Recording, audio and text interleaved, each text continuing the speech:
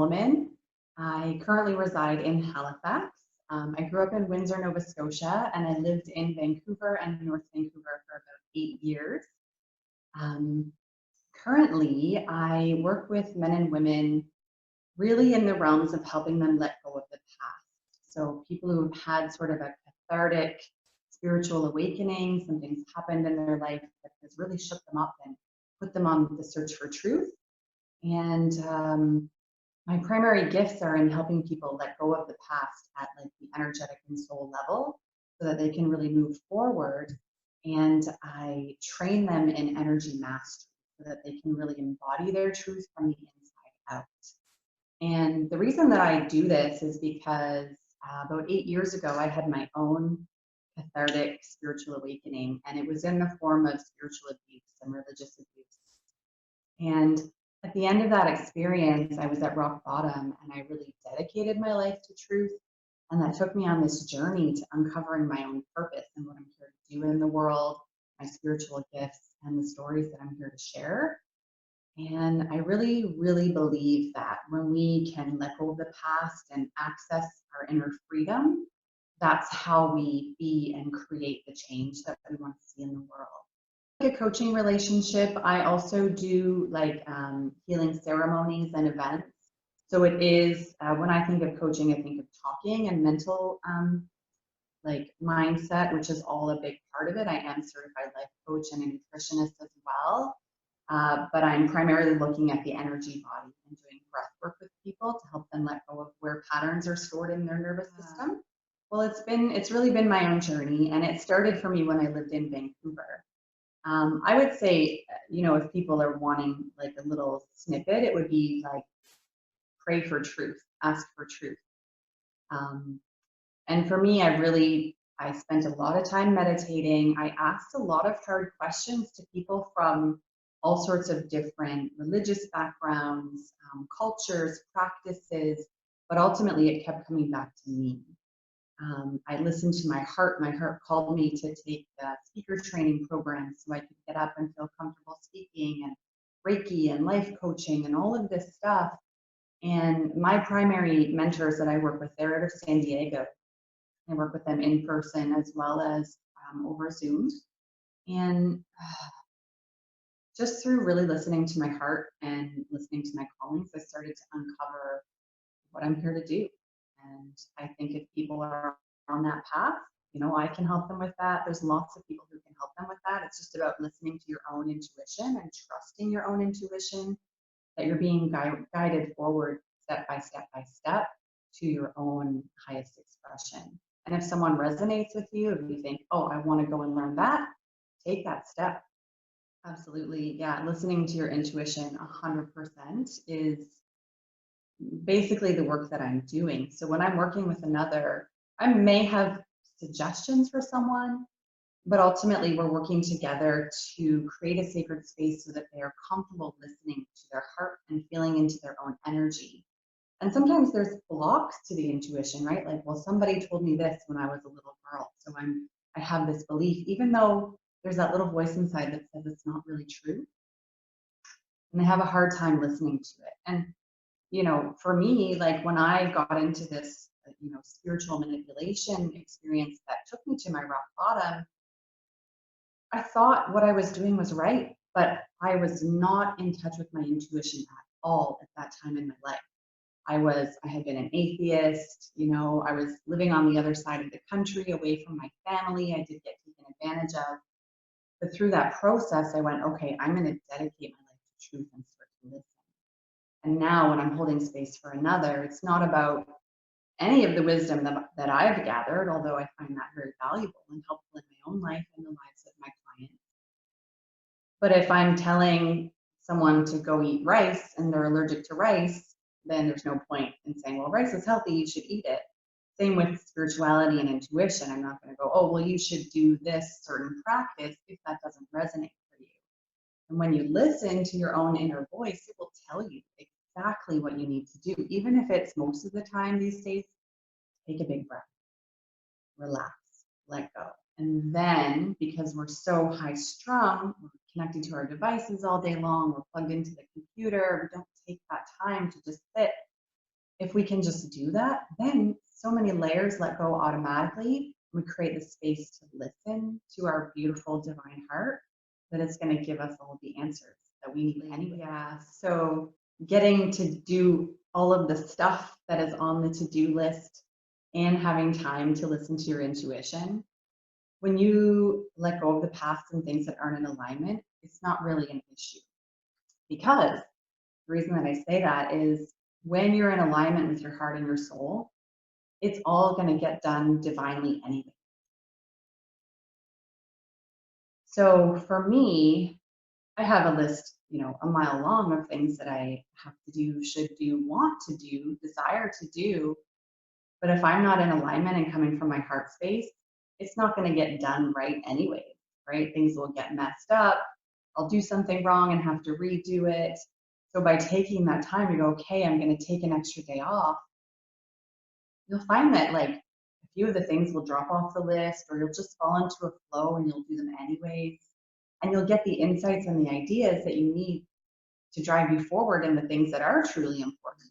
Yeah, and I love how you spoke to the rejuvenation, because that's that state of wholeness, right, that lives within inside of us. And when you even just take that deep breath, step into a relationship with a coach or someone who's going to support you in that, fill yourself up first, right? We hear this so often, and I know it's so hard to do with standards and children and things to do. But really, I truly believe when we even just take that breath, fill yourself up first, and go from there, you have access to a state of gratitude, which creates so much more flow in your life, right? Even if you're in the midst of absolute chaos and you take a deep breath and you go, wow, I'm so grateful that I have all of this stuff that I get to do, these dreams I get to pursue. It becomes more of an adventure than a drudgery kind of experience. That I do, there is quote unquote a curriculum, but it is also individual. So it depends. I would say the people who come to me often are focused or needing to let go of things that aren't serving them. And so the curriculum, when I work with people, the first part is letting go, uncovering the layers, releasing the old energy. And then from there, we can start to cultivate the heart and the vision and the intuition more and more.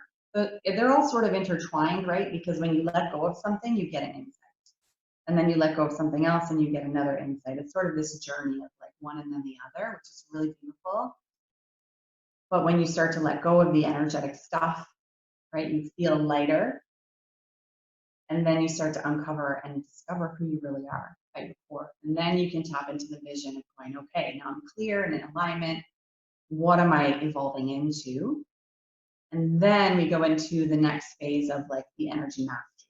So how do you stay connected to your core so that you can create your life instead of falling back into old patterns? My work is so incredibly rewarding. Sometimes I kind of take a step back and go, can I really do this? Like, is this logical? Because I talk about a lot of spirituality, and the first couple of years of my practice, I had a lot of old patterns in myself that said that it was wrong or that it wasn't legitimate or logistical or even real. But through continuing to listen to my own heart and following that forward, the more it gets validated. I don't really like that word, like we shouldn't need validation, but it's true. You get that positive feedback of like, okay, yeah, I'm on the right path. And when I work with people, I feel so good. Like just the divine energy, like I'm channeling for people and helping them move stuff. I really feel that I am in my purpose when I'm doing that. And I could never turn back. It might change, it might shift. It's always changing and shifting, but I also really feel like it's my calling. And if I wasn't doing it, if I was turning away from it and trying to ignore it and say, well, I'm just gonna, work my job and put my head down and work to retirement or whatever, that's when we get depressed, right? Because we're suppressing things, or we have anxiety because all this beautiful, fresh energy wants to come out of us, but we're squashing it underneath all these labels.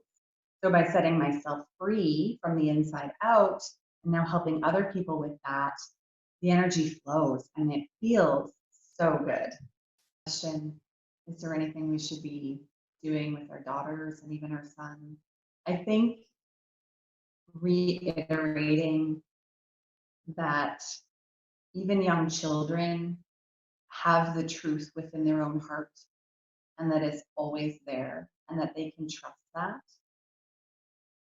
And then on top of telling them that, having some sort of practice, like whether it's putting your hands over your heart and breathing into your heart and connecting there, because that's where truth resides in the body. I think that's an excellent first step. And being open about our own vulnerabilities to a certain extent that's age appropriate for the age of, the child. But I think bringing it back to like the sacredness of their own heart, I think that's going to be a huge addition to anyone's life, regardless of their age. Like when I went through my traumatic situation, I did not know any better, right? I was 24 and I was young and vulnerable and wild and free. But I didn't have that inner connection that I now value and teach so much. And yeah, I mean, I think most people, a client of mine actually called me out for this statement, but I was saying that most people are doing the best that they can. Some people aren't aware, or they're, refuting it or what have you. But generally speaking, being willing to listen to yourself and others, being willing to own up to your mistakes and just say, yeah, you're right, like, and just sort of closing the loop, right? Sometimes we leave these things open. We don't finish communications with people. We don't finish cycles in our own lives. And this leaves our energy kind of scattered all over the place, right? We haven't closed loops. We haven't taken, a friend of mine calls it the pencil in the fan, right? It's that thing that's kind of there and it's like spinning and you haven't dealt with it. So it's taking up your energy and your attention, which leads to energy drain, which leads to strain in relationships, which creates havoc, instead of just going, oh yeah, okay, I'm here right now. This is what's really going on. My ideal clients are both women and men who have recently gone through something in their life, whether it be a job change or a relationship breakup, or even just some sort of spiritual awakening where they're feeling like there's more. And maybe they're reading all the books, they're doing some practices, but they're not really getting like the actual results that they can see and really feel in their life. They're doing it from their mind instead of their heart. But they're ready to create change in their life, and they're willing to let go of the things that aren't really serving them anymore in honor of their greater. Absolutely good question. Greater purpose doesn't mean you have to change the world or create some, world-changing invention or start levitating down the street. Like that has nothing to do with it. It can, if that's what you want to do, awesome, go for it. Like, please invent, a replacement for plastic or whatever, please. But if it's, being happier in your body, like I myself, I struggled with eating disorders for a long time, and really learning to love myself has been life-changing. It doesn't impact really anyone else, but it impacts me and my immediate relationship. And if for someone else it's, having a better relationship with their children, or even just feeling lighter in a day-to-day basis and being free to shine their light and speak their truth, that in and of itself is enough, right? You are already enough, and just being able to express that is, the purpose, whatever the outcome or result is. Physical results. Absolutely. And when you are like, greater purpose for me is just about embodying the love that you already are. And when you get to that point, like me, I'm still a work in progress, right? Like I've come so far and I'm so comfortable in my body and speaking my message and getting up on stage and speaking in front of people. I love it. But that's my journey, right? So if someone else is able to let go of what's holding on in their energy body, and then they're standing in the truth of the love that they are, the world is going to change on a subtle level because you're radiating that love. Doesn't have to be, well, now I'm going to quit my job and move to Africa and start an orphanage. It can be, I'm going to like smile wholeheartedly at the barista down the street, and that's going to make her smile, and she's going to send a loving text message to her daughter who was going to, cheat on the math test that day, and then she decided not to cheat on the math test because she knows how much her mom loves her because someone smiled at her, or whatever, right? It's about vibration and energy and what we're putting out into the world, and it's just a feeling, right? I don't know what's going to happen in the next 20 years. I have no idea, not a clue. And I think the law of attraction has some of that really wrong, right? Like people are like, oh, I'm going to manifest a house and a car, and great, you can do that too. But isn't it interesting that after the movie The Secret came out, a couple years later, when everyone was staring at the pictures of their houses, going, I need a mansion, I need a mansion, but inside they're feeling, I don't have that, I don't have that. And then there was this huge housing crisis that we all manifested together, right? It's about the feeling, what you really desire, what's really right for you, right?